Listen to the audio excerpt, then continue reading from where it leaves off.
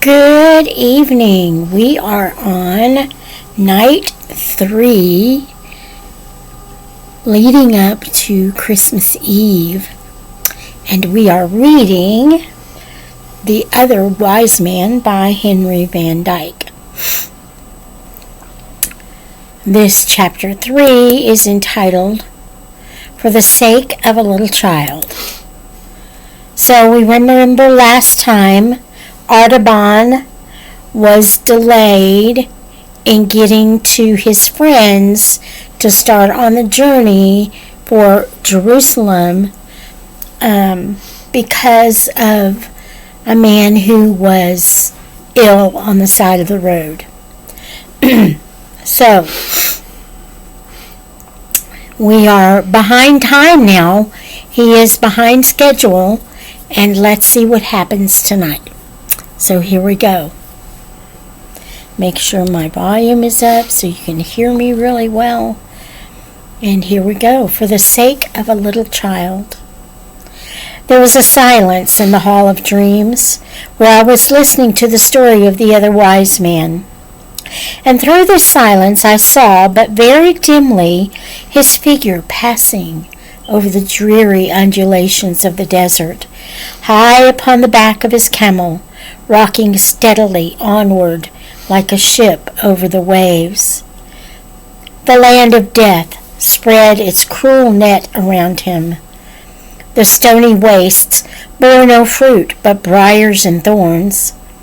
The dark ledges of rock thrust themselves above the surface here and there like the bones of perished monsters.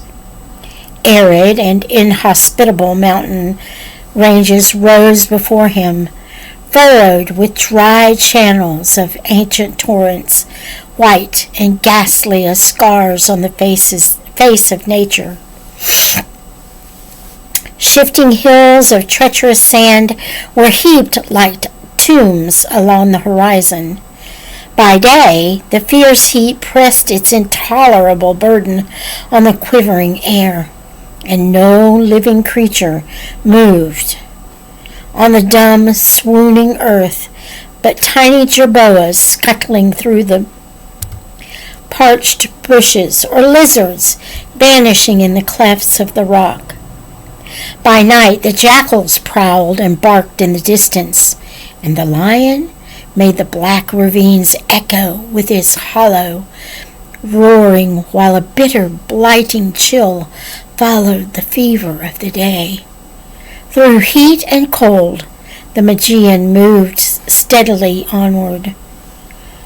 Then I saw the gardens and orchards of Damascus, watered by the streams of Abana and Parfar, with their sloping swards inlaid with bloom, and their thickets of myrrh and roses.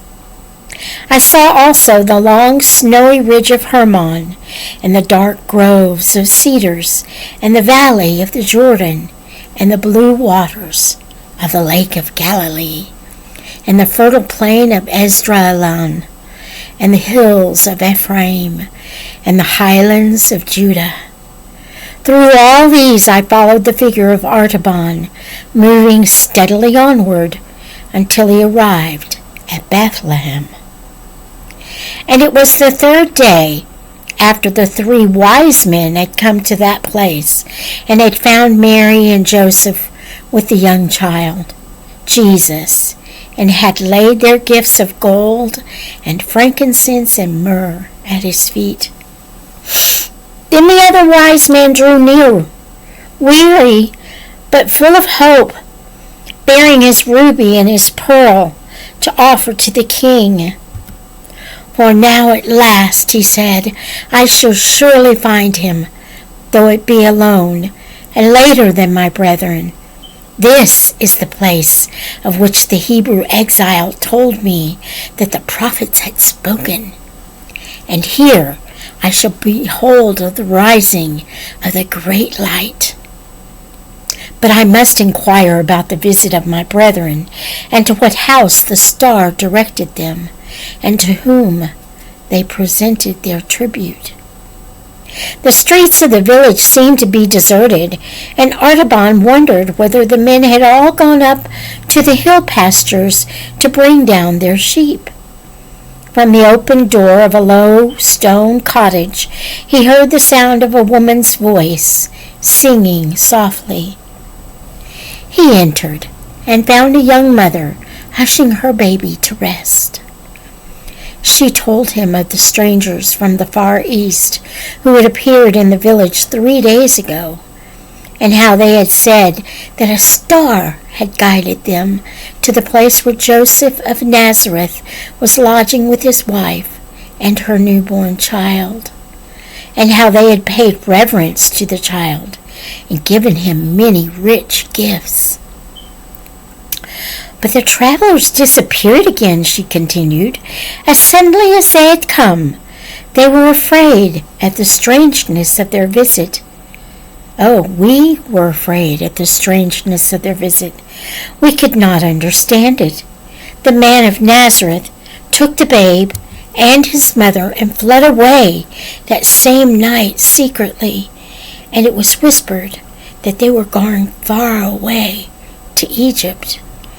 Ever since there has been a spell upon the village. Something evil hangs over it. They say that the Roman soldiers are coming from Jerusalem to force a new tax from us, and the men have driven the flocks and herds far back among the hills and hidden themselves to escape it. Artaban listened to her gentle, timid speech, and the child in her arms looked up in his face and smiled, stretching out its rosy hands to grasp at the winged circle of gold on his breast. His heart warmed to the touch. It seemed like a greeting of love and trust to one who had journeyed long in loneliness and perplexity, fighting with his own doubts and fears and following a light that was veiled in clouds. Might not this child have been the promised prince? He asked within himself as he touched its soft cheek. Kings have been born ere now in lowlier houses than this, and the favorite of the stars may rise even from a cottage. But it has not seemed good to the God of wisdom to reward my search so soon and so easily. The one whom I seek has gone before me, and now I must follow the king to Egypt. The young mother laid the babe in its cradle and rose to minister to the wants of the strange guest that fate had brought into her house. She set food before him, the plain fare of peasants, but willingly offered, and therefore full of refreshment for the soul as well as for the body. Artaban accepted it gratefully, and as he ate, the child fell into a happy slumber and murmured sweetly in its dreams, and a great peace filled the quiet room.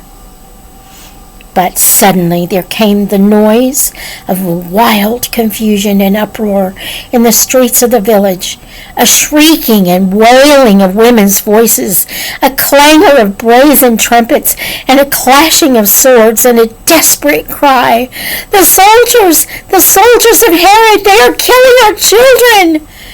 The young mother's face grew white with terror. She clasped her child to her bosom and crouched motionless in the darkest corner of the room, covering him with the folds of her robe, lest he should wake and cry. But Artaban went quickly and stood in the doorway of the house. His broad shoulders filled the portal from side to side, and the peak of his white cap all but touched the lintel. The soldiers came hurrying down the street with bloody hands and dripping swords. At the sight of the stranger in his imposing dress, they hesitated with surprise. The captain of the band approached the threshold to thrust him aside, but Artaban did not stir. His face was as calm as though he were watching the stars. and in his eyes there burned that steady radiance before which even the half-tamed hunting leopard shrinks, and the fierce bloodhound pauses in his leap. He held the soldier silently for an instant, and then said in a low voice, "There is no one in this place but me, and I am waiting to give this jewel to the prudent captain, who will leave me in peace." He showed the ruby glistening in the hollow of his hand like a great drop of blood. The captain was amazed at the splendor of the gem. The pupils of his eyes expanded with desire, and the hard lines of greed wrinkled around his lips. He stretched out his hand and took the ruby. "March on!" he cried to his men. "There is no child here. The house is still." The clamor and the clang of arms pass down the streets as the headlong fury of the chase sweeps by the secret covert where the trembling deer is hidden. Artaban re-entered the cottage. He turned his face to the east and prayed, "God of truth, forgive my sin. I have said the thing that is not, to save the life of a child, and 2 of my gifts are gone. I have spent for a man that which was meant for God. Shall I ever be worthy to see the face of the king?" But the voice of the woman, weeping for joy in the shadow behind him, said very gently, "Because thou hast saved the life of my little one, may the Lord bless thee and keep thee. The Lord make his face to shine upon thee and be gracious unto thee. The Lord lift up his countenance upon thee and give thee peace." And that is the end of tonight's chapter. And as she prayed and blessed Artaban, I too say, may the Lord bless you and keep you. May he make his face to shine upon you and be gracious to you. May the Lord lift up his countenance upon you and grant you his peace.